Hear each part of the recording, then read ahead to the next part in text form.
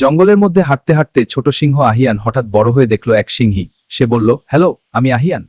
সিংহী হেসে উত্তর দিল, আমি নূর। সেই কথা শুনে সিংহ ওর দিল, তাদের চোখে হাসি। মনে হলো নতুন বন্ধুত্ব শুরু হবে। সিংহ আহিয়ান হাসি আর খেলার মধ্য দিয়ে তারা পরিচিত হলো। সিংহ আহিয়ান একটু ঠাট্টা করলো, সিংহী নূর হেসে ছোট্ট ঠেলাঠেলি করলো। সিংহ আহিয়ান বড় হলেও হঠাৎ ছোট্ট পাথরেও।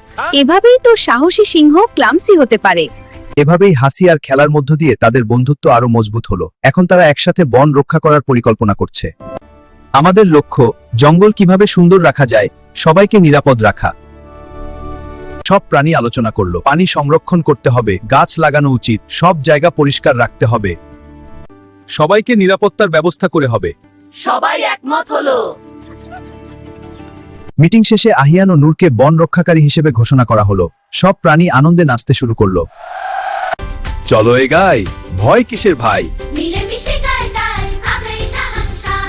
আমরা রাখবো বন সুন্দর, ভালো আর সাহস নিয়ে সবাই থাকি একসাথে ঘিরে। বানর বলে তালি দাও, পাখি বলে উড়ে যায়, সবাই এভাবে সিংহ আহিয়ান ও সিংহী নূর বন সুন্দর রাখার কাজে সবাইকে নেতৃত্ব দিচ্ছে। সাহসী আহিয়ান আর নূর বন পরিষ্কার করতে করতে হালকা ঘামে ভিজল। তোমার সাহস খুবই সুন্দর। আমরা রাখবো বন সুন্দর, ভালোবাসায় ভরা ঘর, বন্ধুত্ব আর সাহস নিয়ে সবাই থাকি একসাথে ঘিরে। সাহস যখন পরিবারের ভালোবাসার সাথে মিলে যায়, তখন একটি বনও বদলে যায়। গল্পটি ভালো লাগলে অবশ্যই লাইক দিন, আপনার মতামত কমেন্টে জানান, আর বন্ধুদের সাথে শেয়ার করতে ভুলবেন না। আপনার একটি শেয়ার কারো শিক্ষা হতে পারে।